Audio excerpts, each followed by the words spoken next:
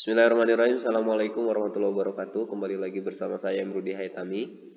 Hari ini kita akan mempelajari contoh kedudukan titik terhadap garis dan bidang. Baik, sebelumnya sudah dibahas ya bahwa kedudukan titik terhadap garis ya, misalkan ini ada titik T, kemudian ada garis G. Nah, titik T terhadap garis G akan mempunyai dua kemungkinan, yaitu yang pertama titik T terletak pada garis G. Dengan kata lain, garis G melalui titik T. Jadi, yang pertama nih, hubungan antara titik T ini dengan garis G, kalau misalkan T-nya kita pindah ke sini, maka ini disebut titik T terletak pada garis G. Atau garis G melalui titik T, gitu ya. Kemudian yang kedua, titik D, titik T berada di luar garis G. Dengan kata lain, garis G tidak melalui titik T. Atau kayak gini nih, ini garis G-nya, titik T-nya di sini. Maka dia tidak melalui, si garis G ini tidak melalui titik T. Untuk lebih jelasnya, kita langsung coba contoh 1. Diketahui kubus ABCD EFGH, tentukan titik-titik sudut pada kubus tersebut yang mempunyai kedudukan sebagai berikut.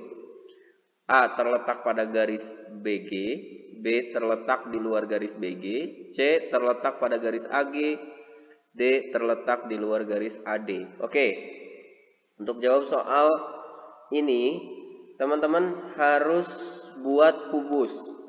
Rusuknya berapa? Terserah teman-teman. Mau panjang rusuknya berapa? Karena di sini kan tidak disebutkan. Gitu. Nah, cara membuat kubusnya ya, kita buat dulu. Ya, garis ke sini, kemudian ke sini, kemudian ke sini. Nah, ini kotak ya. Pertama, kemudian kita buat kotak di belakangnya. Nah, ini karena kan ada di dalam ya. Ke sini, ke sini, ke sini, kemudian hubungkan. Ya kan, ini juga kita hubungkan, ini kita hubungkan, ini kita hubungkan. Nah udah, ini jadi kubus ABCD EFGH. Gimana penentuan ABCD dan EFGH-nya? Biasanya kita mulai dari bawah. Kalau mau mulai dari atas gimana? Nggak masalah. A-nya di sini misalkan nggak masalah. Ya, posisi mulai A-nya dari mana terserah teman-teman. Saya contohkan misal di sini A, kemudian B-nya di sini, kemudian C-nya di sini, kemudian D-nya di sini. Ini kan A, B, C, D. Maka pada saat kita menulis EFGH, sesuaikan dengan urutan tadi. Karena kita mulai A-nya di sini, berarti E di sini. Di sini E, di sini F, di sini G, di sini H. Paham ya? Gimana kalau A-nya mulai di sini? Terserah teman-teman. Gitu ya. Nah, sekarang kita coba jawab dulu yang A. Ini kan pertanyaannya, tentukan titik-titik sudut pada kubus tersebut yang mempunyai kedudukan sebagai berikut. Terletak pada garis BG. Berarti yang ditanya titik yang terletak pada garis BG. Kita lihat garis BG. Ini B, sini G.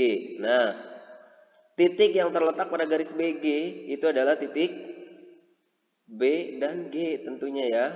Kan ini ada titik A, titik B, titik C, titik D, titik E, titik F, titik G, titik H. Yang ditanya titik yang terletak pada garis BG.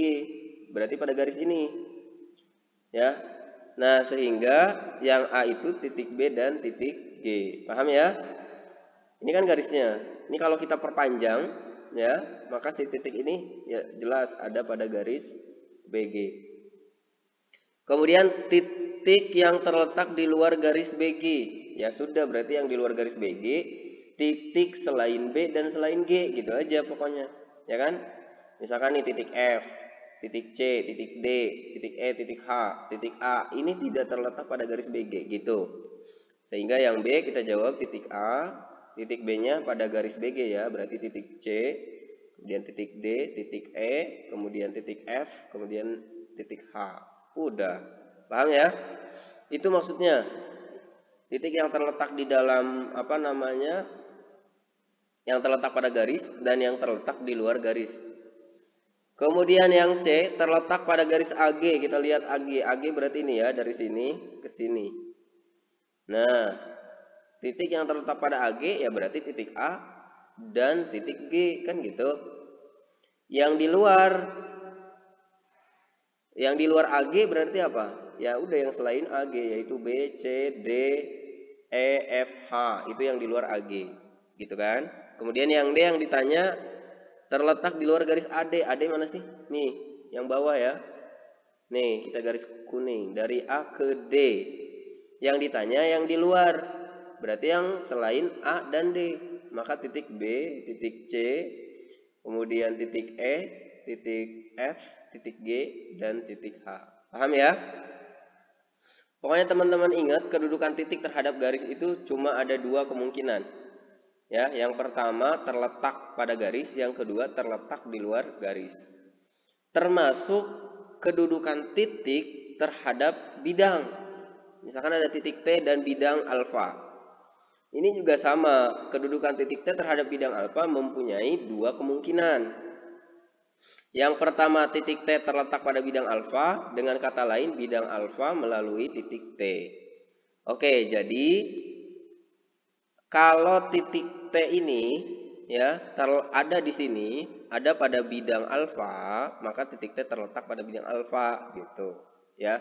Atau bidang alfa ini melalui titik T gitu kan.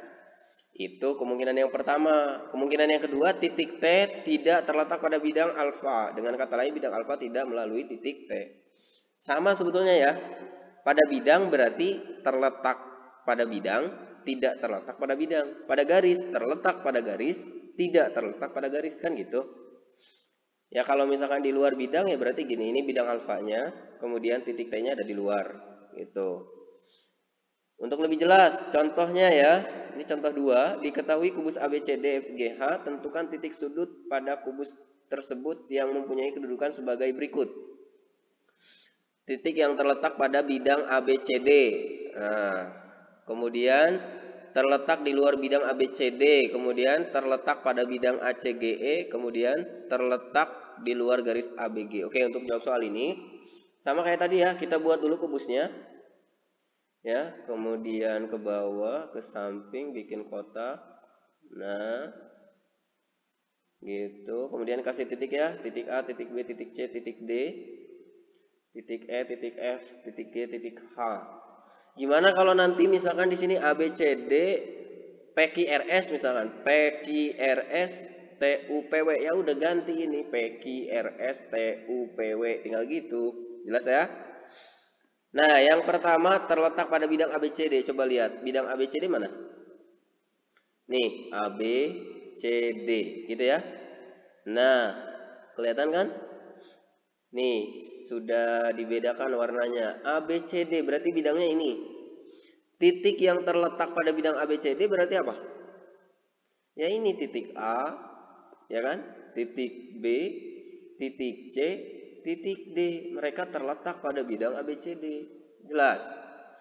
Kemudian yang terletak di luar bidang ABCD ya sudah berarti yang selain ini atau yang ini nih. Berarti yang pertama titik E, kemudian titik F, kemudian titik G, kemudian titik H. Jelas? Selanjutnya terletak pada bidang ACGE. Mana AC? Kita lihat nih AC.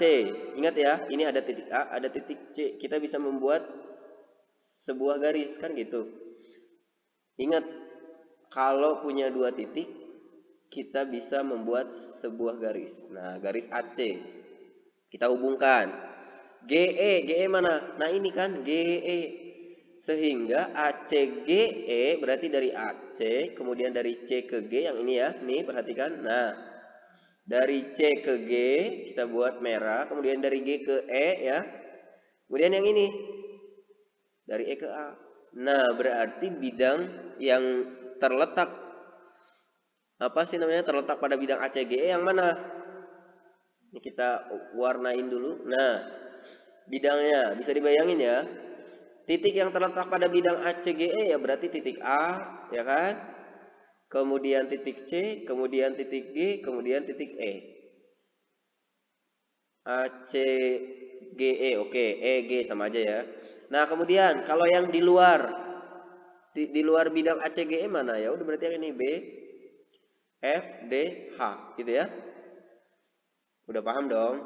Gitu. Selanjutnya terletak di luar garis ABG. Oke, sekarang lihat titik A sini, B sini kan, G. Ingat, melalui 3 titik kita bisa membuat sebuah bidang, ya kan? Nah, titik AB, garis AB maksudnya, ya, yang ini.